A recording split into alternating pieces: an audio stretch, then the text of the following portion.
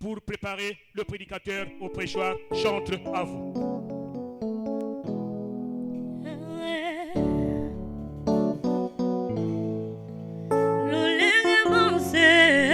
Tombolaki Yoka motako kuna nesove Mwana napate atoma milelo Kwete ngaina yo tobikisa we Lolenge mose atombolaki Yoka motako kuna nesove Mwana napate atoma milelo Kwete ngaina Kisama bongo soki otalie oko bekisame soki otalie oko kangola me soki otalie momo bekosose ewane zambe na pona ewane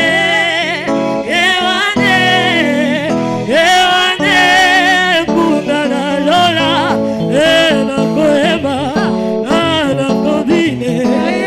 c'est bon à Movalio Alangwisanga Yesu Masia Nalingia chikana emela Nalingia chikana kumisa Alléluia Obongina kembo Alangwisanga Yesu Masia Nalingia chikana emela Chikana kumisa Alléluia Obongi na kembo Nana saladini Osepena nange Gaina ligi Esuri sugi nange Eko utana Gaina ligi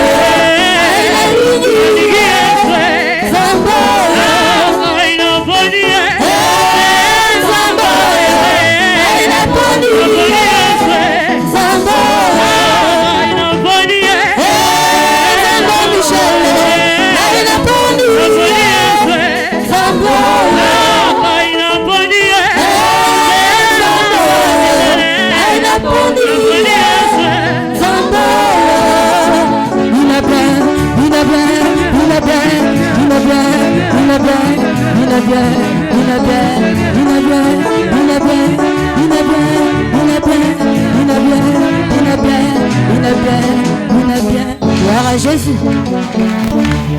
On acclame.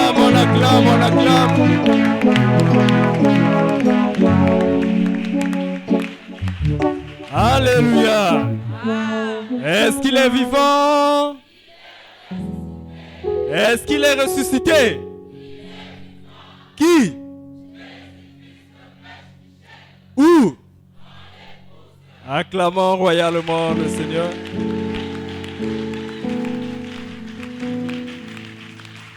Bien-aimés, véritablement, avec une telle joie, nous avons la confirmation que nous sommes dans l'épouse. Alléluia. Ce n'est pas là, ce matin, la démonstration de la joie de l'Église, mais celle de l'épouse de Christ qui est prête à être enlevée. Alléluia. Bien-aimés de Dieu, ce matin, véritablement, nous sommes bénis.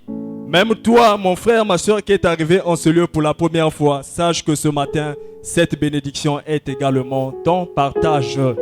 Et nous sommes bénis non pas parce que nous avons reçu les choses de la chair. Nous sommes bénis non pas parce que nous avons reçu des millions, mais nous sommes bénis parce que nous avons reçu l'envoyé de ce don. Celui-là même que Christ a envoyé, qui est venu avec la parole, qui vient pour libérer son peuple. Alléluia. Parce que véritablement, ce peuple longtemps assis dans les ténèbres, au temps où nous sommes, a reçu la visitation du Seigneur au travers de son envoyé. Et quand l'envoyé arrive, il ne vient pas avec les éléments de la parole. Il ne vient pas avec des pratiques quelconques, mais il vient avec le message authentique, la parole de Dieu, car la Bible dit, au commencement était la parole était avec Dieu, et la parole était Dieu. Et c'est cette parole-là que Michel est en train de nous communiquer en ces lieux. Et si nous avons conscience que cette parole c'est Dieu, si nous recevons cette parole, nous avons reçu Christ. Si nous avons reçu Christ, nous sommes devenus une nouvelle créature. Les choses anciennes sont passées. Voici, toutes choses sont devenues nouvelles. Alléluia. Et c'est ce que les asséistes vivent au jour le jour. Nous avons ces témoignages-là. Et ce matin encore, nous savons une chose. Notre Dieu ne réunit pas ses enfants en vain. Si tu es rentré ici vide, mon frère, ma soeur, selon la disposition de ton cœur, selon ta conviction, bien-aimé de Dieu, tu ressortiras rechargé, tu ressortiras plein d'énergie parce que la parole de Dieu, elle est toute puissante. Alléluia. Et bien-aimé de Dieu, ainsi dit, nous allons prendre place, nous allons disposer nos cœurs pour écouter cette parole de vérité. Bien-aimé, j'ai beaucoup aimé ce que notre papa, qui est à la modération, notre évangéliste, a dit avant de donner le témoin du côté des chantres. Il dit, lorsque nous étions petits, lorsque nous étions en train de grandir, nous mangions de la nourriture saine, de la nourriture pure, qui nous donnait de la bonne santé.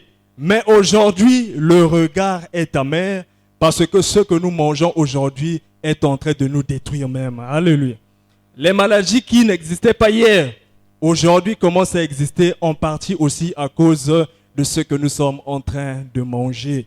Et donc, ces papas ont bénéficié de cette époque-là. Mais, bien-aimés de Dieu, nous allons faire une translation de ce qu'il a dit dans une dimension spirituelle. Car le Seigneur Jésus-Christ pouvait dire que l'homme ne vivra pas de pain seulement, mais aussi de toute parole qui sort de la bouche de Dieu. Si nous avons besoin du pain pour le corps charnel, le corps physique, l'esprit qui est au-dedans de nous a besoin de la parole. Mais en parlant de cette parole, bien-aimée de Dieu, il faudrait véritablement cette parole qui représente la nourriture de l'esprit soit une nourriture saine pour qu'elle soit en mesure de communiquer la vie à notre esprit et de nous faire grandir. Alléluia. Bien-aimés de Dieu, c'est ainsi que la parole de Dieu que nous sommes en train d'écouter dans les églises partout où nous allons, si une parole qui nous est prêchée, elle n'est pas saine, elle n'est pas en mesure de nous communiquer la bonne santé. Et c'est ainsi qu'aujourd'hui, on a l'impression que nous prions, mais les problèmes ne finissent pas. Nous prions, mais c'est comme si le Seigneur ne nous écoute pas. Mais quelle est la parole que tu reçois? Parce que Christ, pour rentrer au-dedans de toi, c'est au travers de la parole. Si tu ne reçois pas une parole de vérité, Christ ne rentrera pas au-dedans de toi, tu seras une ancienne créature. Et voilà comment toute la puissance des ténèbres aura de l'effet dans ta vie. Alléluia. Si le Seigneur pouvait dire que mes paroles sont esprit et vie, bien-aimés de Dieu, nous qui croyons en lui, nous devons vivre ces choses dans notre vie. S'il est dit que celui qui est en Christ est une nouvelle créature, les choses anciennes sont passées, voici toutes choses sont devenues nouvelles. Mais est-ce que nous, chrétiens, aujourd'hui, nous sommes en train de vivre cette parole? Parce que chaque jour, il faudrait qu'on prie sur nous. Chaque jour, il y a des délivrances dans les églises. Chaque jour, c'est des combats spirituels. Mais est-ce que réellement tu es une nouvelle créature? Parce que la Bible dit, si tu es devenu une nouvelle créature, ces choses-là vont passer. Si les choses-là ne passent pas, c'est que tu es encore une ancienne créature. Tu n'as pas encore reçu la parole de vérité. Alléluia. Et c'est ce qui nous est difficile à accepter. Parce que l'homme est rempli d'orgueil. Lorsque je vois, je prie là-bas, je prie à telle église. Quand tu rencontres un frère qui t'exhorte, qui te prêche la parole de vérité, mais bien-aimé de Dieu, nous mettons les barrières devant nous. Parce qu'on se suffit déjà. On se dit que j'ai déjà la vérité. Qu'est-ce que tu veux m'apporter? Alléluia. Mais regardez aujourd'hui la multitude des églises, bien-aimés de Dieu. S'il faut dénombrer les églises dans la ville de Pointe-Noire, il y en a combien? Est-ce que toutes ces églises-là sont les églises du Seigneur Jésus-Christ? Nous disons non. Parce que, bien-aimés de Dieu, la terre sur laquelle nous vivons est sous le contrôle de deux divinités, à savoir Christ et Satan. Alléluia. Et donc, toutes ces églises que nous sommes en train de voir là ne sont pas des églises du Seigneur Jésus-Christ. Et si Christ n'est pas là-bas, bien-aimé de Dieu, c'est Satan qui est là-bas et Satan donne la mort. Celui qui donne la vie, c'est le Seigneur Jésus-Christ. On acclame pour le Seigneur. D'où il est capital. Toi qui te dis enfant du Seigneur Jésus-Christ, il faudrait premièrement que tu te rassures. Avant de prendre l'engagement de prier dans une église, tu dois être rassuré que Christ est là. Parce que, bien-aimé de Dieu, si nous allons à l'église, la première chose qui fait que nous puissions aller là-bas, c'est pour que nous puissions recevoir le salut de notre âme, la vie de l'esprit. Le reste là vient après. Oh, celui qui a la capacité de nous communiquer cette vie, c'est Christ. Mais donc, si je me retrouve là où Christ n'est pas, je n'ai pas la vie, je suis dans la mort parce que Satan communique la mort, c'est Christ qui donne la vie. Et donc, si réellement, j'ai pitié de mon âme, si réellement, je suis conscient de ce que je vais faire à l'église, premièrement, je vais me rassurer si Christ est là-bas. Mais comment finalement se rassurer que Christ est là où je suis en train de prier? Alléluia. Bien-aimé, l'homme qui est sur la face de la terre doit prier. Voilà pourquoi il est même dit dans les Écritures de prier sans cesse. C'est-à-dire, tout le jour de notre vie sur cette terre, l'homme doit prier, doit être en communion avec son Dieu. Mais, bien-aimé, pour parler de prière, il faudrait qu'il y ait à la base un Dieu que l'homme doit prier. Mais quel est donc ce Dieu-là que l'homme doit prier? Là encore une question fondamentale. Parce que si je parle de la prière et que je ne connais pas le Dieu que je prie, c'est là où le Seigneur Jésus-Christ pouvait dire, vous adorez ceux que vous ne connaissez pas. Comment connaître Dieu aujourd'hui? Tu dis que tu es chrétien. Tu as reçu Christ comment? Alléluia. Bien-aimé, ne vivons pas une vie d'illusion où je pense que réellement je suis dans la vérité, où je pense que réellement je prie Dieu, alors qu'en réalité tu n'as pas encore commencé à prier. Et en ces lieux bien-aimés de Dieu, nous allons te démontrer que la prière commence lorsque tu reçois un envoyé. On acclame pour le Seigneur. La Bible dit que Christ, qui est notre Dieu, Christ est un mystère. Or, le mystère bien-aimé de Dieu, c'est quelque chose qui est caché. C'est quelque chose qui n'est pas connu de tous. Car Christ est le mystère de Dieu, mystère dans lequel sont cachés tous les trésors de la sagesse et de la science. Toute la sagesse, toute la science se trouve cachée dans Christ. Donc, combien même, nous les hommes qui nous levons, bien-aimés de Dieu, lorsque nous découvrons la science, bien-aimés de Dieu, l'homme ne fait que découvrir ce que Dieu avait déjà créé. Voilà pourquoi Dieu restera plus grand que l'homme, parce que ce que l'homme découvre, c'est Dieu qui avait créé ça. Tu es physicien, tu découvres les lois de la physique, mais ce n'est pas toi qui as créé ces lois, c'est Dieu qui a créé ces lois-là. Voilà pourquoi le scientifique des scientifiques, c'est Christ, le sage des sages, c'est Christ, et c'est ce Christ-là que Aimé Michel Chitembo est en train de nous prêcher. Voilà pourquoi, pour connaître donc Christ qui est mystère, la Bible dit, personne ne connaît le Père si ce n'est le Fils, personne non plus ne connaît le Fils si ce n'est le Père, à qui le Fils veut le révéler. Tu ne peux pas connaître Christ s'il ne se révèle pas à toi. Voilà pourquoi l'unique moyen pour connaître Christ, c'est de recevoir la révélation. Alléluia. Et donc, il faudrait qu'à la base, Christ se révèle à quelqu'un pour que véritablement, au travers de lui, nous puissions recevoir le Seigneur Jésus-Christ. Voilà pourquoi, une fois que le Seigneur est en train d'accomplir sa mission lorsqu'il était sur la face de la terre, il a choisi ses disciples. Mais sachant que la moisson est grande et il y a peu d'ouvriers, car lui-même ne pouvait pas être à tous les endroits au même moment parce que partout là-bas il y avait ses brebis. Voilà comment il va donner donc des instructions à ses disciples en leur disant, allez-y, moi le Seigneur je vous envoie. Mais sachez que celui qui vous reçoit me reçoit moi. Et celui qui me reçoit celui qui m'a envoyé. Alléluia. Bien-aimé, il y a une logique qui est là pour recevoir le Seigneur Jésus-Christ. Pour le recevoir, il faut recevoir celui-là qui l'a envoyé. Tant que nous ne serons pas en face d'une personne que le Seigneur a envoyée, nous n'avons pas encore reçu le Seigneur Jésus-Christ. On acclame pour le Seigneur. Et c'est là où la chose devient difficile. Mais s'il faut recevoir celui-là que le Seigneur a envoyé, parce que bien-aimé de Dieu, c'est une réalité, au temps où nous sommes, Jésus n'est pas sur terre. Mais comment recevoir ce Christ-là pour que je commence à le prier? Il faut donc recevoir celui qu'il a envoyé. Mais comment reconnaître celui qu'il a envoyé? Alléluia. Bien-aimés de Dieu, là encore, les gens manquent de connaissances parce que nous n'avons pas les critères de reconnaissance de l'envoyé. Mais nous disons grâce au Seigneur Jésus-Christ qui nous a envoyé encore le libérateur qui vient pour nous ouvrir les yeux, qui nous enseigne, qui nous éclaire véritablement pour que nous soyons en mesure de reconnaître celui-là même que le Seigneur a envoyé. On acclame pour le Seigneur. Et donc, bien-aimés de Dieu, celui-là que le Seigneur a envoyé a des critères de reconnaissance. Et ce ne sont pas des critères qu'on a fabriqués. Ce ne sont pas des critères qu'on a inventés, mais ce sont des critères qui sont bibliques. Matthieu chapitre 10, à partir du verset 5, Jésus est en train d'envoyer ses disciples, puisqu'il leur a dit que celui qui va vous recevoir me reçoit moi. Donc, nous allons découvrir dans ces frères-là que le Seigneur est en train d'envoyer quels sont les critères qui leur caractérisent, qui leur distinguent de ceux qui ne sont pas envoyés. Il leur dit, voici donc les instructions que le Seigneur leur donna. Allez vers les brebis perdues de la maison d'Israël, n'allez pas chez les païens, n'allez pas chez les Samaritains, allez plutôt vers les brebis perdues de la maison d'Israël. Donc, premièrement, quand le Seigneur envoie un serviteur, il l'envoie vers un peuple précis. Le Seigneur pouvait prendre la peine de dire, n'allez pas chez les païens, n'allez pas chez les Samaritains, c'est pas là-bas que je vous envoie.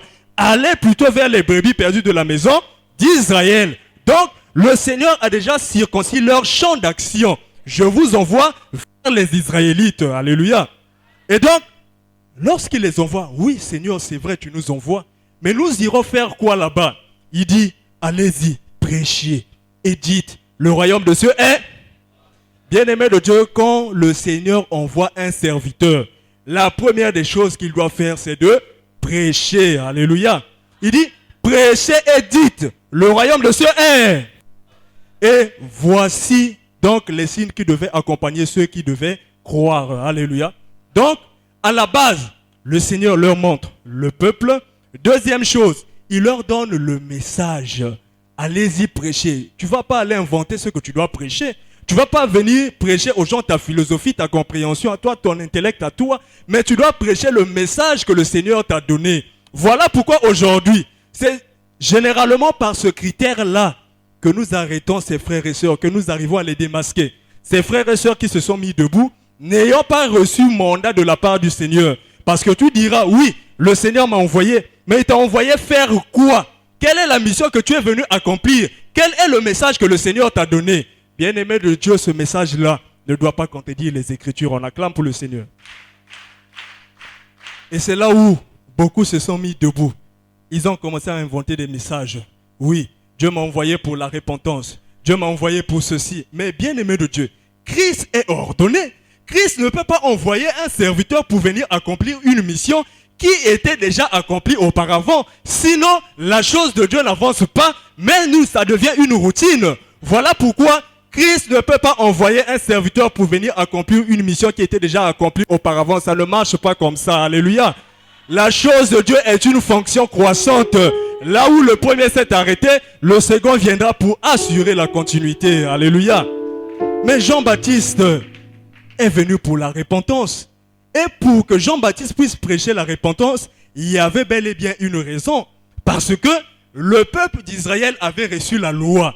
En recevant la loi, Dieu leur a demandé de mettre en application cette loi. Mais toutefois qu'ils n'arrivaient pas à pratiquer cette loi, ils tombaient dans le péché, car la Bible dit le péché est la transgression de la loi.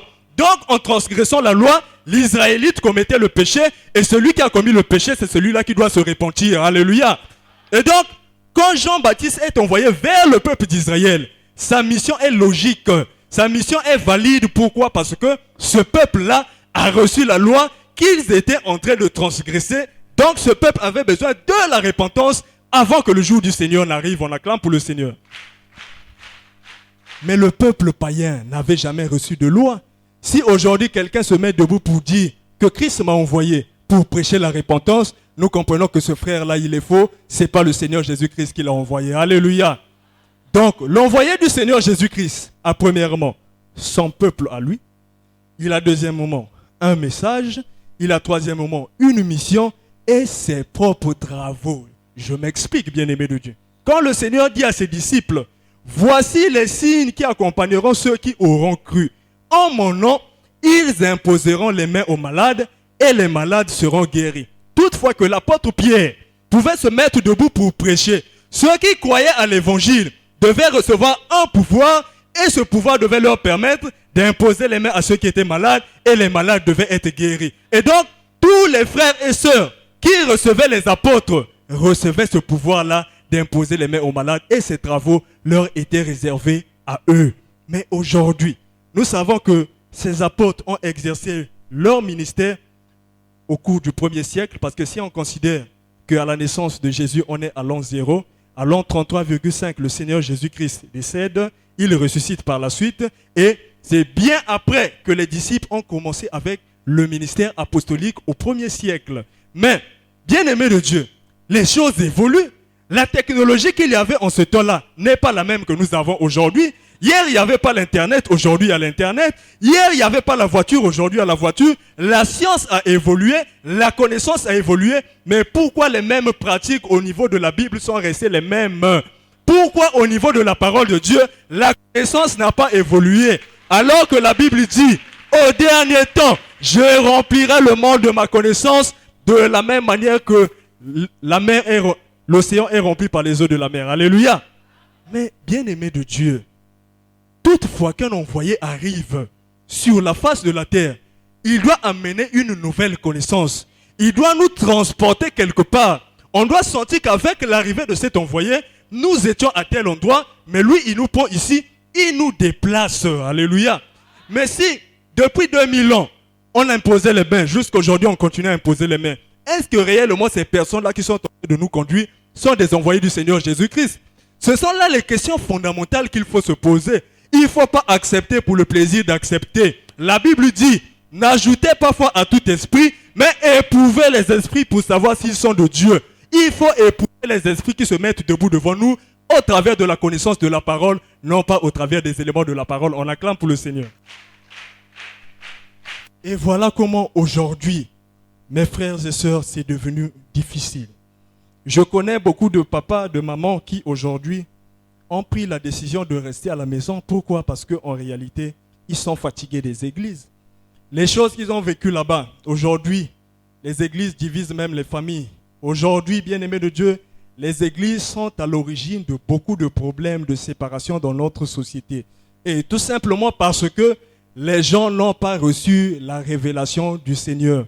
Le Seigneur Jésus dit, celui qui n'est pas avec moi disperse, mais celui qui est avec moi rassemble les brebis avec moi. Bien-aimés de Dieu, ne pensons pas qu'aujourd'hui on peut aider Dieu. Dieu, on ne l'aide pas. Dieu accomplit sa mission lui-même. Bien-aimé de Dieu, au travers de son plan, au travers de ceux qu'il choisit. Mais aujourd'hui, ce qui pousse parfois les gens, c'est quoi? J'ai cherché le travail, je n'ai pas pu trouver.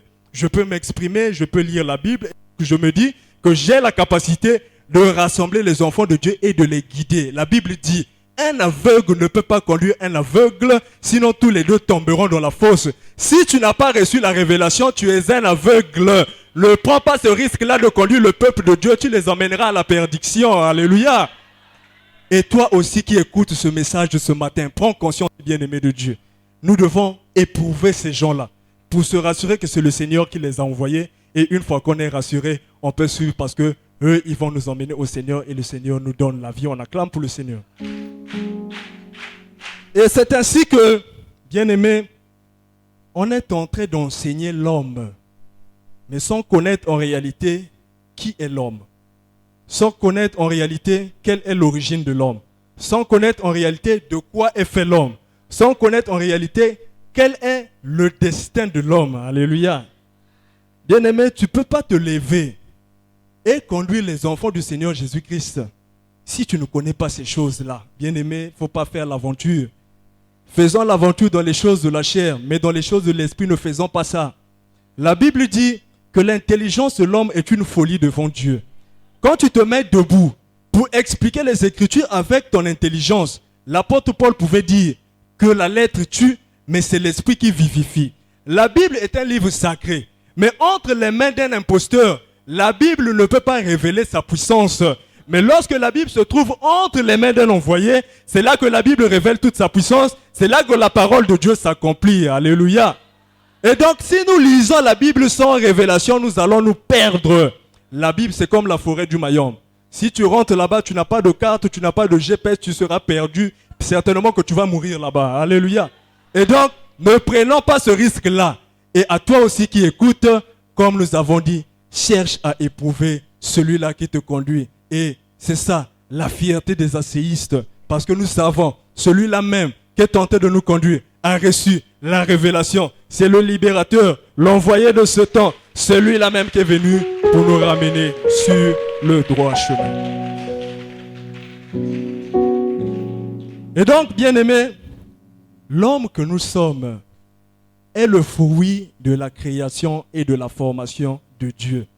J'ai utilisé deux mots au début, la création et la formation, parce que ces deux mots signifient deux choses différentes. On crée une chose en pensée, mais lorsqu'on passe à la formation, on matérialise la chose qu'on a formée en pensée. Et donc, bien-aimés, c'est Dieu qui fait l'homme. Aujourd'hui, les théories scientifiques sont en train de nous dire que l'homme est le fruit de l'évolution. L'homme était d'abord un singe, puis il a évolué pour devenir une personne. En tout cas, ça, c'est des choses qui ne seront jamais démontrables. Mais moi, je crois à ce que la Bible dit, c'est que l'homme a été formé par Dieu. Et lorsque nous repartons dans le livre de la Genèse, qui est le livre qui nous explique le commencement des choses, bien aimé. Déjà, la Genèse est écrite par le prophète Moïse. Or, lorsque les premiers hommes ont commencé à exister sur la face de la terre, à savoir Adam et Ève, ils ont commencé à se multiplier. Et au fur et à mesure qu'ils se multipliaient, bien-aimés de Dieu, Dieu choisissait une personne dans chaque génération. Au travers de cette personne-là, Dieu parlait à son peuple. Alléluia. Et ces personnes-là, ce sont ceux-là qu'on appelle par les patriarches. Et donc, il y a eu une période où Dieu a travaillé avec les patriarches et jusqu'à ce que le peuple d'Israël est allé en esclavage en Égypte.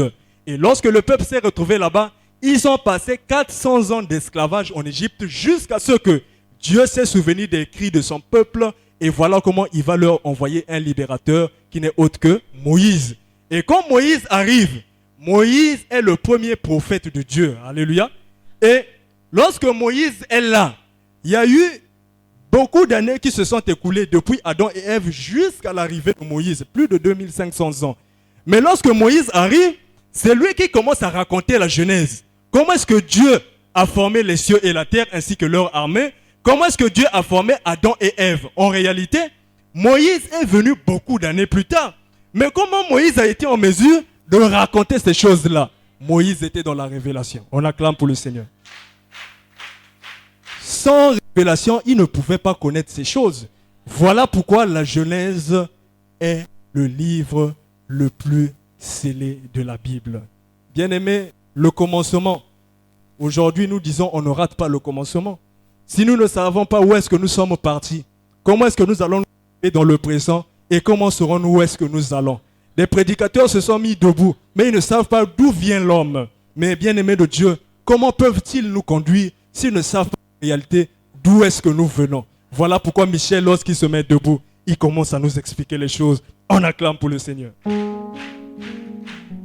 Et dans le livre de Genèse, chapitre 1, au verset 26, il est écrit, « Puis Dieu dit, faisons l'homme à notre image, selon notre semblance. » Bien-aimés, quand la Bible dit « faisons », pour ceux qui ont fait quand même la conjugaison à l'école, ils savent, c'est là la première personne du pluriel, si je ne me trompe pas. Alléluia. Nous faisons. Faisons l'homme à notre image, selon notre ressemblance. Donc, on comprend que l'être qui parle, en réalité, il n'est pas seul. Mais il est avec qui, bien-aimé de Dieu? Là, une grande question. Certains se sont mis à interpréter pour dire que Dieu était avec les anges. Mais bien-aimé, les anges sont des créatures comme toi et moi. Car la Bible dit, Dieu a fait l'armée céleste et l'armée terrestre. On entend par armée tout être vivant qui se retrouve soit sur la terre, soit dans le ciel. Et si les anges se retrouvent dans le ciel, cela revient à dire que les anges sont des créatures comme toi et moi. Et Dieu ne pouvait pas associer une créature pour la formation d'une autre créature, ce n'est pas possible. C'est que si Dieu a associé un être pour la formation de l'homme, cet être-là avait la même nature que Dieu. On acclame pour le Seigneur.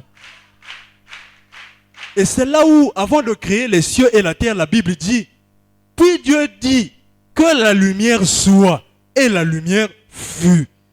Dieu vit que la lumière était bonne, et il sépara la lumière d'avec les ténèbres. Bien-aimés, on ne peut pas séparer deux choses si elles ne sont pas ensemble. Dieu a vu que la lumière était bonne, il a séparé la lumière d'avec les ténèbres. Mais cette lumière-là, c'est qui? Sinon, cette lumière-là, c'est quoi? Alléluia. Quelqu'un dira que c'est la lumière du soleil. Mon frère, je te dirais non, ça c'est une interprétation charnelle, ce n'est pas spirituel. Parce que la lumière dont il s'agit ici, ce n'est autre que Christ. Jésus pouvait dire dans Jean 8, 12, « Je suis la lumière du monde, et celui qui me reçoit ne marchera pas dans les ténèbres. » Alléluia. Christ est en train de trahir sa nature. Il dit que moi, je suis la lumière. Et donc, cette lumière qui a été formée le premier jour de la création, ce n'est autre que Christ. Preuve en est. La Bible dit, le 4e jour, Dieu a dit qu'il y ait des luminaires dans le ciel pour éclairer le jour tout comme la nuit. Et c'est là qu'il y a eu le soleil, qu'il y a eu la lune ainsi que les étoiles pour marquer les temps et les époques. Donc, ce n'est qu'au 4e jour de la formation que Dieu a fait le soleil ainsi que la lune. Mais donc, nous ne pouvons plus dire que le premier jour de la formation, cette lumière-là, c'était la lumière du soleil. Cette lumière-là, ce n'est que Christ. Et c'est au travers de Christ que Dieu a tout créé. Car la Bible dit, il est le premier-né de toute la création. Au travers de Christ, nous avons été formés. Mais Dieu dit, il a séparé la lumière d'avec les ténèbres. Mais si la lumière, c'est Christ, les ténèbres là, c'est qui? Alléluia. Bien-aimés, quelque part dans Colossiens, on nous dit, Dieu nous a délivrés de la puissance des ténèbres et nous a transportés dans le royaume du Fils de son amour.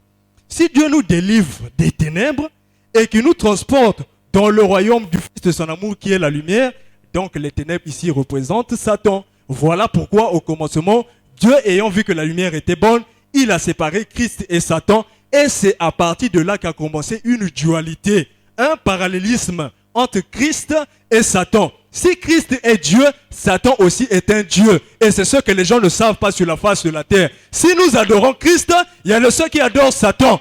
Jésus est une divinité, Christ aussi, Satan aussi est une divinité. Et ce sont ces deux divinités-là qui influencent la vie de l'homme sur terre. Et une fois est fait, il est donc fait à l'image et à la ressemblance de ces deux divinités. Voilà pourquoi dans l'homme, il y a une partie charnelle et il y a une partie spirituelle. Christ est la divinité de l'esprit, Satan est la divinité de la chair. Voilà pourquoi il est même dit que la chair a des désirs contraires à ceux de l'esprit et l'esprit en a le contraire à ceux de la chair, afin que vous ne fassiez point ce que vous voudriez. Il y a un Dieu pour l'esprit, il y a un Dieu pour la chair. Alléluia. Et c'est ce que nous devons comprendre. Christ, quand il vient pour sauver l'homme, il ne vient pas pour sauver la chair, mais il vient pour sauver l'esprit qui se trouve au-dedans de nous, car lui, il est la divinité de l'esprit. On acclame pour le Seigneur. Et une fois que l'homme est fait à l'image et à la ressemblance de ces deux divinités, Dieu trouva que la place de l'homme, c'est dans le jardin. Alléluia. Dieu a planté un jardin en Éden. Puis il prit l'homme qu'il avait formé et le plaça dans le jardin afin que l'homme puisse le garder et le cultiver. Mais il y a une précision qui nous est donnée, que dans ce jardin-là, Dieu a planté deux arbres au milieu de ce jardin. L'arbre de vie et l'arbre de la connaissance du bien et du mal. Puis Dieu a donné un ordre à l'homme, que tu peux manger de tous les arbres du jardin, sauf l'arbre de la connaissance du bien et du mal, car le jour où tu en mangeras, tu mourras. Donc, nous comprenons que Dieu a donné une restriction. Il y a un arbre dont tu ne dois pas manger le fruit, mais le reste, tu peux toucher. Donc, on comprend que l'homme dans le jardin avait la possibilité de manger l'arbre de vie. L'homme mangeait l'arbre de vie.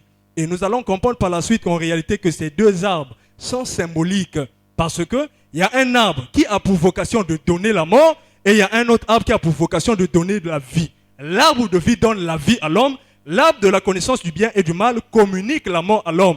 Voilà pourquoi Dieu l'a dit, le jour où vous en mangerez, vous mourrez. Alléluia. Et nous savons ce qui est arrivé par la suite. Le tentateur est rentré dans le jardin en passant par la femme qui était le côté le plus faible. Voilà comment il a fait tomber Adam et Ève. Et ils ont mangé le fruit qui leur était interdit. Alléluia. Mais, bien-aimés de Dieu, là arrive une question que nous devons nous poser.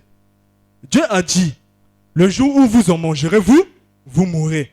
Est-ce que lorsque Adam et Ève ont mangé le fruit, sont-ils morts ou ils ne sont pas morts? Ils sont morts ou ils ne sont pas morts? Ah, ici, là, on dit ils ne sont pas morts. Donc, on va commencer ici. Cette rangée-là, lorsqu'ils ont mangé le fruit, ils sont morts ou ils ne sont pas morts?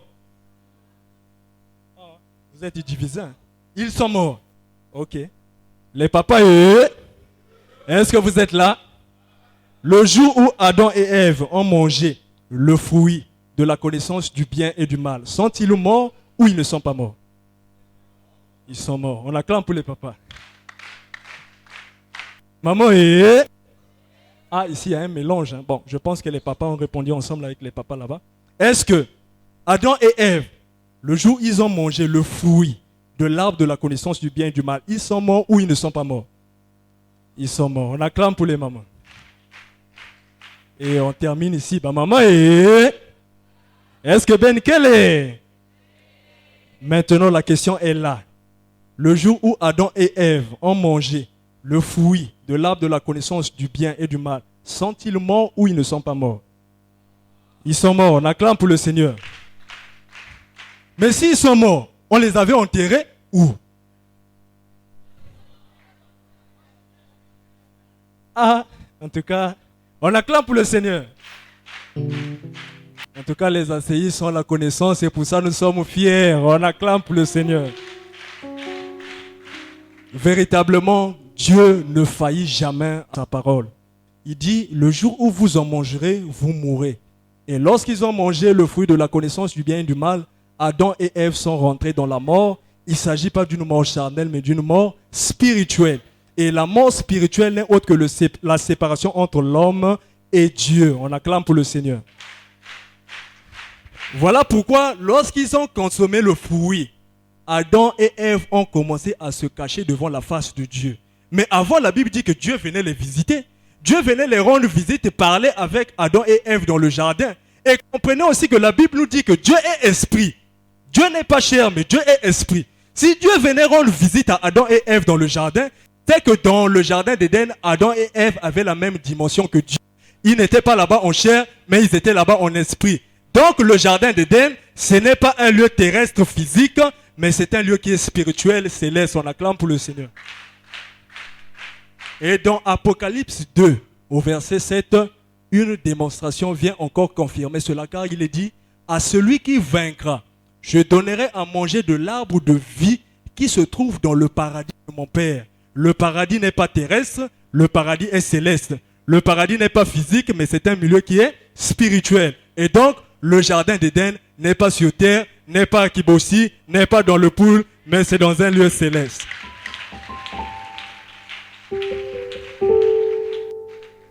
Et une fois qu'ils sont rentrés dans la mort, Dieu les a chassés parce qu'ils ont perdu la chose qui était en eux. La chose qui faisait que l'homme puisse être dans un état où il pouvait demeurer dans la présence de Dieu, ils l'ont perdu. Et voilà comment Dieu les chassa. Il est revêtu des habits de peau. Dieu n'a pas tué des animaux dont il a pris les peaux pour revêtir à Adam et Ève, comme on voit souvent dans les livres. Ce n'est pas la révélation, mais Dieu leur a donné le corps physique que nous voyons. C'est ce qu'on appelle par les habits de peau. Et Paul pouvait dire dans 1 Corinthiens 15 au verset 40 qu'il existe des corps célestes et des corps terrestres. Si Adam et Ève étaient dans une dimension céleste, c'est qu'ils avaient aussi un corps céleste. De là, Dieu les chasse pour qu'ils viennent sur cette terre visible physique. Dieu leur a donné cette fois-ci un corps terrestre. À chaque dimension correspond un corps. Et pour vivre dans cette dimension visible, ils avaient besoin donc de ce corps, des habits de peau. On acclame pour le Seigneur. Et lorsqu'ils sont arrivés ici, bien-aimés de Dieu, la Bible dit que Adam connut sa femme Ève. Il enfanta un fils qu'ils appela Caïn. Alléluia. Le premier fils de la création est venu au monde. Bien-aimés, quelque temps après, Adam a encore connu sa femme Ève et ils ont enfanté un deuxième fils qui n'est autre que Abel. Mais plus tard, la Bible nous dit que Caïn et Abel firent des offrandes à Dieu. Et lorsqu'ils sont venus donner des offrandes à Dieu, Dieu jeta un regard favorable sur Abel et agréa son offrande. Mais Dieu ne jeta pas un regard favorable sur Caïn et n'agréa pas aussi son offrande. Là, bien-aimé de Dieu, plusieurs interprétations diverses sont nées. D'aucuns diront que c'est parce que Caïn a apporté des légumes à Dieu. Dieu ne mange pas les légumes, mais Dieu aime le sang. Non, Caïn avait apporté des tomates. Dieu n'aime pas les tomates, Dieu aime la viande. Alléluia. Ce sont des révélations, des interprétations qui sont purement charnelles. Dieu est esprit. Lorsqu'il nous regarde, il nous voit dans la dimension spirituelle. Bien-aimé de Dieu, c'est là où la révélation. Parce que Michel, lorsqu'il arrive, il commence à nous expliquer. C'est vrai que Caïn et Abel étaient des enfants, mais spirituellement parlant, ils étaient différents parce que la sémence qui était dans Caïn n'était pas la même sémence qui était dans Abel. Voilà pourquoi, plus tard, 1 Jean chapitre 3, verset 12, il est dit, ne ressemblait pas à Caïn qui était du malin et qui tua son frère. Caïn était du malin, Abel était de Dieu. Que signifie être du malin? Être de Dieu, alléluia. On est fils de Dieu spirituellement. On est fils du malin spirituellement. Caïn était sorcier, Abel n'était pas sorcier. Caïn avait la sorcellerie au-dedans de lui, Abel n'avait pas la sémence de la sorcellerie. Voilà pourquoi le Dieu envers qui ils sont venus donner des offrandes n'était autre que Christ. Or, Christ est la divinité de la lumière. Christ a ses enfants, Satan aussi a ses enfants. Celui qui est sorcier appartient à Satan, celui qui n'est pas sorcier appartient à Christ. Voilà pourquoi, lorsque Abel s'est présenté devant Christ, Dieu a regardé son cœur, il a vu qu'il était saint de corps et d'esprit, il a agréé son offrande, mais lorsqu'il regardait chez Caïn, il y avait la pomme, il ne pouvait pas accepter l'offrande de Caïn. On acclame pour le Seigneur. Et c'est là où, bien-aimé de Dieu, pour confirmer cela, nous sommes dans le livre de 1 Thessaloniciens, chapitre 5, à partir du premier verset. Écoutons. Pour ce qui est des temps et des moments, vous n'avez pas besoin, frères, qu'on vous écrive son livre, car vous savez bien vous-même que le jour du Seigneur viendra comme un voleur dans la nuit. Quand les hommes diront paix et sûreté, alors une ruine soudaine les surprendra. Les douleurs de l'enfant,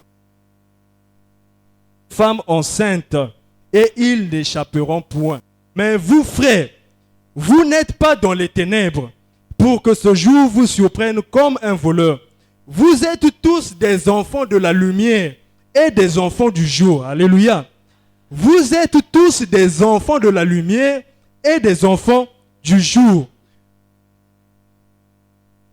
Nous ne sommes point de la nuit, ni des ténèbres. Ne dormons donc point comme les autres, mais veillons et soyons sobres. Alléluia. Bien-aimés, ce passage vient nous éclaircir qu'il y a des enfants qui sont de la lumière, mais il y a des enfants qui sont des ténèbres. Et c'est là où ce que je venais de dire tout à l'heure, en réalité, c'est ce qui vient identifier chaque enfant. On appartient à la lumière pas parce qu'on le veut, mais c'est parce qu'on est né saint de corps et d'esprit. On n'a pas la sorcellerie au-dedans de toi. Bien-aimé, tu es différent du sorcier. Alléluia. Est-ce qu'il y a un enfant de Christ ce matin? Tu vas acclamer royalement le Seigneur.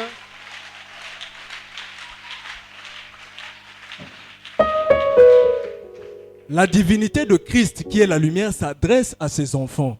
Bien-aimés, les promesses qui sont dans la Bible sont pour les enfants de Christ. Bien-aimé, si tu es saint de corps et d'esprit, ces promesses-là te concernent. Alors, on va découvrir ces promesses. On acclame pour le Seigneur. Bien-aimé, le Seigneur Jésus est venu sur la face de la terre. Il est venu accomplir une mission qu'on appelle par la réconciliation. Christ est venu réconcilier l'homme avec Dieu parce que lui seul avait la possibilité de le faire. Dans l'ancienne alliance, Dieu a choisi le peuple d'Israël. Quand il a choisi le peuple d'Israël, il leur donna la loi au travers de Moïse. Et c'est Paul dans Romains qui est en train de dire que la justice qui vient de la loi dit ceci. Celui qui mettra en pratique ces lois vivra par elles. La vie dont il s'agit ici, il ne s'agit pas de la vie de la chair, mais de la vie de l'esprit. Donc en réalité, dès lors que l'homme est chassé du jardin d'Éden, spirituellement l'homme est dans la mort. Mais l'homme n'en avait pas conscience. Voilà pourquoi Dieu envoya Moïse avec la loi. Lorsque Moïse vient avec la loi, on dit tu ne tueras point, tu ne voleras point. En faisant cela, l'homme n'arrivait pas à pratiquer cette loi et commettait le péché. Et le péché a conduit l'homme à la mort, car la Bible dit le salaire du péché, c'est la mort. Alléluia.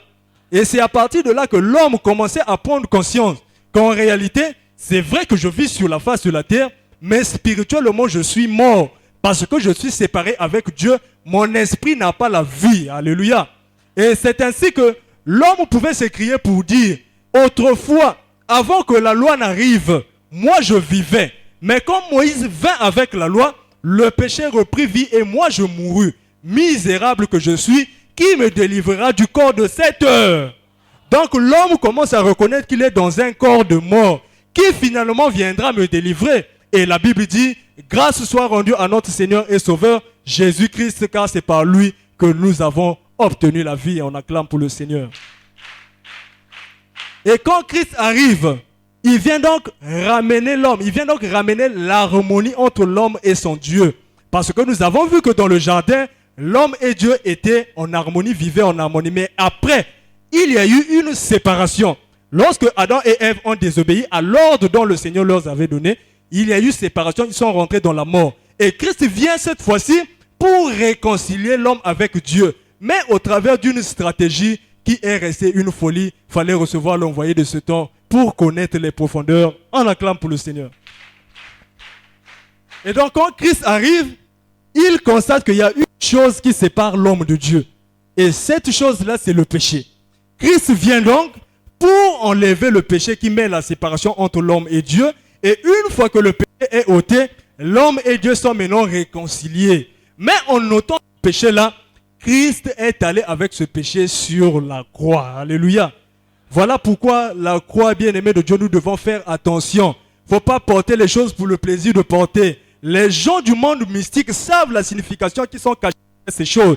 Mais toi qui prends sans connaissance, par ignorance et utilises, bien-aimé, tu vas adorer Satan sans te rendre compte.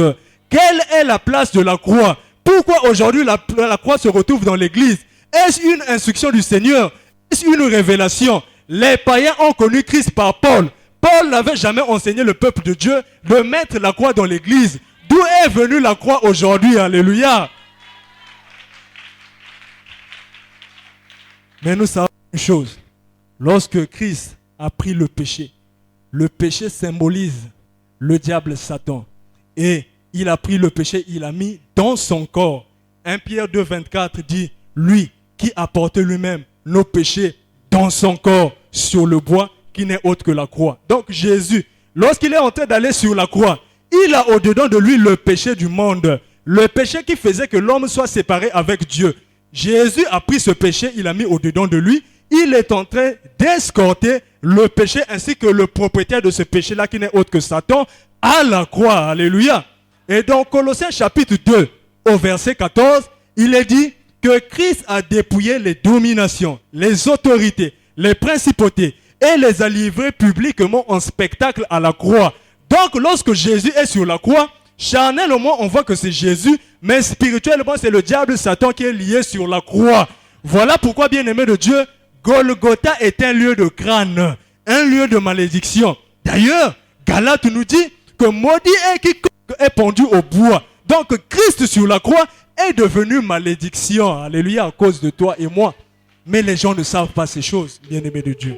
Et donc, lorsque Jésus est sur la croix, bien-aimé de Dieu, la Bible dit que les vrais adorateurs doivent adorer le Père en esprit et en vérité. Il ne faut pas voir Jésus sur la croix charnellement, mais il faut le voir spirituellement. Spirituellement parlant, c'est le diable Satan qui est lié sur la croix. D'où la croix n'a pas sa place dans l'église. Alléluia. La place de la croix, c'est pas à l'église, c'est pas à l'église. La place de la croix, c'est au cimetière. C'est au cimetière, on acclame pour le Seigneur.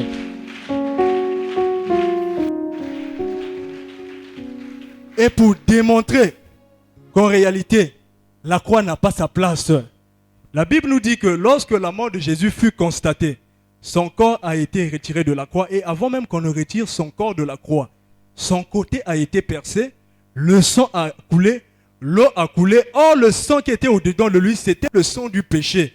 Bien aimé, le sang se localise dans, le péché se localise dans le sang, dans l'homme. Voilà pourquoi Jésus ayant pris le péché du monde, ce péché-là se retrouvait dans son sang. Et donc, sur la croix, le sang de Jésus était souillé parce que c'était un sang rempli de péché. Et lorsqu'on perça le côté de Jésus, ce sang qui était souillé a coulé à Golgotha. L'eau est sortie et on a pris du vinaigre, on a fait boire à Jésus pour purifier son corps. Alléluia. Parce que selon le plan de Dieu, ce corps-là devait revenir à lui. Et donc, l'Esprit Christ qui était au-dedans de Jésus, qui était sorti, bien-aimé de Dieu, le troisième jour, est revenu dans le corps. Et c'est là qu'on a parlé de la résurrection. Jésus-Christ ressuscite. On acclame pour le Seigneur. Et une fois qu'il ressuscite, c'est là qu'il donne maintenant le témoin aux apôtres. Alléluia. Il ne donne pas le témoin aux prophétesses. Il ne donne pas le témoin aux mamans de Bizinga. Il ne donne pas le prophète aux enchanteurs. Il donne le témoin aux apôtres. Toi qui es maman Yakizinga qui conduit les enfants de Dieu. Christ n'a jamais choisi des femmes pour enseigner son peuple. Alléluia. Il confie la mission à des hommes, aux apôtres qu'il avait lui-même choisis. Et quand il les envoie, il dit, vous les 12, allez en Israël. Et il va choisir un autre homme, Paul, qu'il va envoyer vers les païens. Alléluia. Bien-aimés, il y a quelque chose que nous devons retenir de la mission de Paul. C'est dans Actes des Apôtres chapitre 26, à partir du verset 13, Paul était emmené devant le roi Agrippa, où il était accusé parce qu'il annonçait le Seigneur Jésus-Christ. Et en ce temps-là, il y avait la persécution. Paul, prenant la parole, est en train d'expliquer devant tout le peuple comment est-ce qu'il a reçu sa mission à lui. Bien-aimé de Dieu, tu ne peux pas commencer à venir travailler dans une société sans que le directeur de cette société-là t'embauche, sinon tu es un bandit, tu es un voyou. Si tu viens travailler là-dedans, tu deviens un voleur. Si on t'attrape, on peut même t'arrêter et te mettre en prison. Mais le travail, le champ du Seigneur, bien-aimé de Dieu, celui qui embauche, c'est Christ.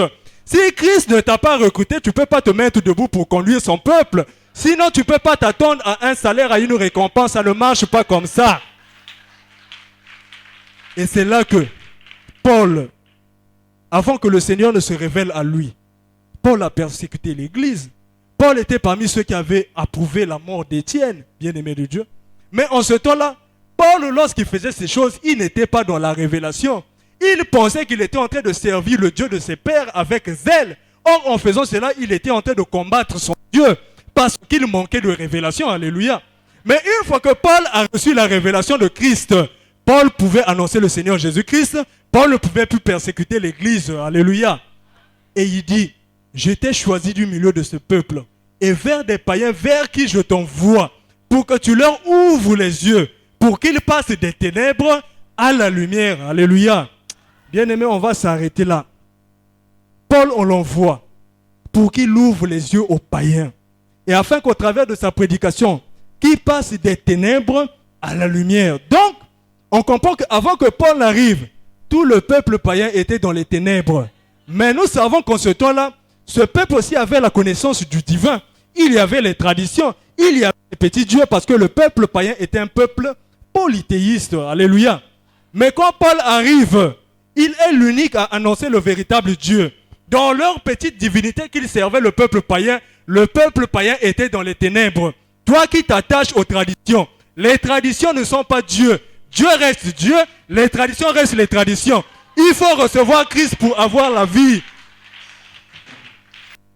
Il faut faire cette séparation-là. Alléluia. Bien-aimé de Dieu, il faut savoir retirer ce qui est bon de toutes choses. Nous savons que dans les traditions, il y a par exemple des traitements qui sont là, que nos grands-parents connaissaient. Tu as mal au ventre, au lieu d'aller à la pharmacie, il y a une petite plante qui est là que tu peux prendre, qui peut te soigner. Mais bien-aimé de Dieu, quand on commence à mélanger la tradition avec Dieu, Dieu n'est plus là. Alléluia. Jésus n'a jamais utilisé les plantes pour guérir les malades. Jésus n'a jamais utilisé toutes ces pratiques que nous sommes en train de voir là, les bains, les tiokos. Jésus n'a jamais fait ça. Jésus parle et le miracle s'accomplit. Christ, c'est la parole. Christ n'est pas dans ces choses-là. Alléluia. Si aujourd'hui, quelqu'un se dit serviteur de Christ, pour qu'il y ait un miracle, il t'envoie d'abord au fond de Tchétché, là où vendent les mamans là. Va chercher, je sais pas, le moupimpiti. Vous connaissez le moupimpiti? Va chercher d'abord le moupimpiti, tu vas mélanger ça avec ceci, et tu me ramènes ça, bien-aimé de Dieu, et à la fin, et commence à te lire un verset biblique. Et tu crois, tu dis Amen. Alléluia. Bien-aimés, les enfants de Papa Michel sont des enfants intelligents. On acclame pour le Seigneur. Bien-aimés de Dieu, c'est ainsi que, lorsque Paul arrive au travers de sa prédication, les païens passent des ténèbres à la lumière. Ils commencent à adorer le véritable Dieu. On acclame pour le Seigneur. Paul a fait sa mission, bien-aimé de Dieu. Il a accompli sa mission. Mais avant qu'il ne parte, il a pris le soin d'annoncer des choses aux frères.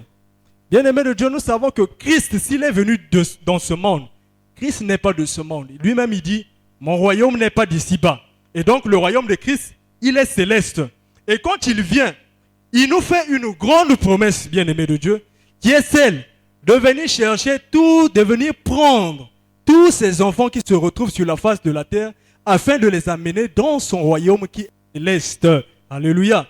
Et donc là, c'est la plus grande promesse que les enfants de Dieu puissent recevoir, parce que sur cette terre, nous ne sommes pas chez nous. Bien-aimés de Dieu, Christ nous a donc laissé une grande promesse. Mais avant que cette promesse ne se réalise, beaucoup des événements devaient d'abord arriver. Et ces événements aujourd'hui sont en train de s'accomplir, mais le peuple de Dieu ne comprend pas. Le peuple de Dieu n'arrive pas à réaliser qu'en réalité, ce temps-là est déjà arrivé. Les événements que Christ avait annoncés sont en train de s'accomplir. Et donc, par rapport au temps que nous vivons, qu'est-ce que je dois faire, moi, en tant qu'enfant de Christ? Quelle est la volonté de Dieu en ce temps-ci? Alléluia. Qu'est-ce que Dieu attend de nous par rapport au temps que nous sommes en train de vivre? Des questions fondamentales que les chrétiens doivent se poser. Et une fois que nous avons des réponses à ces questions, nous devons vivre pour appliquer cela. Alléluia.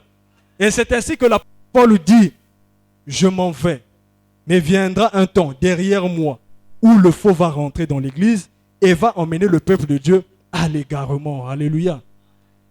Le faux dont il s'agit, ce n'est autre que l'apostasie. Ce n'est autre que les faux serviteurs de Satan qui sont rentrés derrière Paul, qui sont en train de détourner le message que Paul a laissé et sont en train de ramener le peuple de Dieu à l'égarement. Paul a laissé le peuple dans l'église.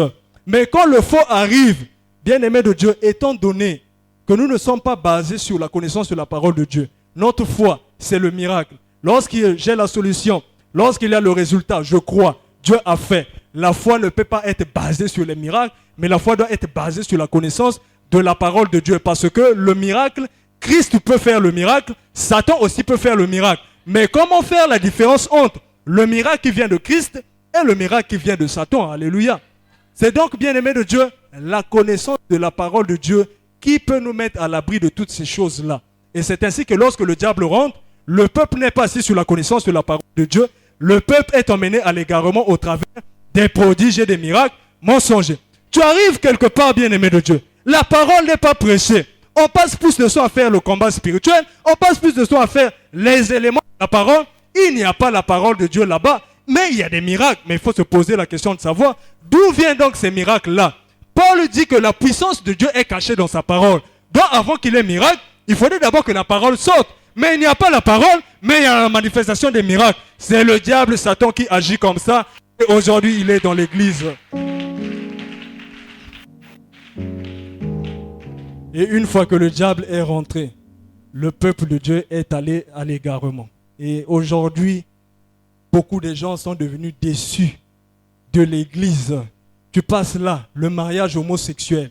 Tu passes là, ceci. Tu passes là, cela. Mais on se pose, mais comment l'église peut accepter des choses comme ça? Mais mon frère, il faut te rendre à l'évidence que c'est le diable qui est là. Christ n'est plus là, voilà pourquoi il y a toutes ces choses-là. Et finalement, quelle est donc la volonté de Dieu par rapport au temps où nous sommes? Alléluia. On acclame pour le Seigneur. Jésus sait qu'il doit venir prendre ses enfants pour les emmener dans son royaume. Derrière Paul, le diable est rentré, a perverti le peuple de Dieu.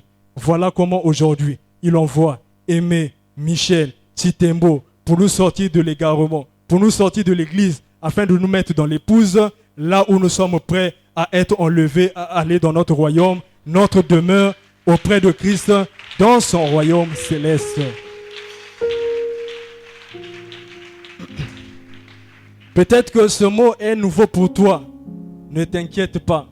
Paul a dit, moi dans ma mission, je vous ai fiancé à Christ. Mais nous savons que celle qui est appelée fiancée aujourd'hui doit devenir une épouse. Mais pour qu'elle devienne une épouse, il faudrait qu'il y ait quelqu'un qui vienne célébrer le mariage. Et donc, les fiançailles, c'est une étape. Être épouse aussi, on est une autre. Et si Paul nous a fiancés, il était là en train d'annoncer que viendra un autre serviteur qui viendra cette fois-ci pour vous faire passer des fiançailles à l'épouse. Et Michel, quand il arrive, c'est la mission qu'il est en train d'accomplir, de nous prendre de l'église pour nous ramener à l'épouse. Et il nous fait la démonstration qu'en réalité, au temps où nous sommes, mes frères et sœurs, ne cherchez plus à appartenir à une église, cherchez à appartenir à l'épouse de Christ. Parce qu'à l'épouse, c'est là que se trouvent les chrétiens qui sont préparés pour l'enlèvement. À moins que tu veuilles rester sur cette terre, sinon que ta place n'est plus à l'église, mais à l'épouse. On acclame pour le Seigneur. Et pour nous faire passer de l'église à l'épouse, Michel dit, il y a un baptême qu'il faut recevoir. C'est le baptême du feu. Ce baptême-là, qui est là pour brûler tout ce qui est de la chair, afin que seul l'esprit puisse avoir part à l'épouse. Parce que Christ ne vient pas sauver la chair, il vient sauver l'esprit. Et donc, il faut vaincre les désirs de la chair. Et l'homme de Dieu pour nous enseigner qu'il existe des désirs physiologiques et des désirs passionnels. Les désirs physiologiques, c'est ce qui contribue au bon fonctionnement de l'organisme. Mais les désirs passionnels, on peut s'en passer. Aujourd'hui, on est tenté de nous promettre les mariages dans les églises. On est tenté de nous promettre les voyages. Les gens prient pour ça. Est-ce que réellement, c'est pour ces choses que Christ nous appelle? Nous disons non. Bien-aimés de Dieu, le Seigneur Jésus-Christ dit, cherchez premièrement le royaume et la justice de Dieu. Le reste vous sera donné. Dans le reste, il y a ton mariage. Dans le reste, il y a le voyage. Dans le reste, il y a le travail. Christ te donnera cela au temps marqué. Tu n'as pas besoin de demander. Tel est le message qu'il fallait que nous puissions retenir. Au temps où nous sommes, la volonté de Christ, c'est que nous passions de l'église à l'épouse. Et il y a un serviteur qu'il faut recevoir, l'apôtre Aimé Michel Chitembo, qui vient pour nous faire passer de l'église à l'épouse. Je remets la parole au roi.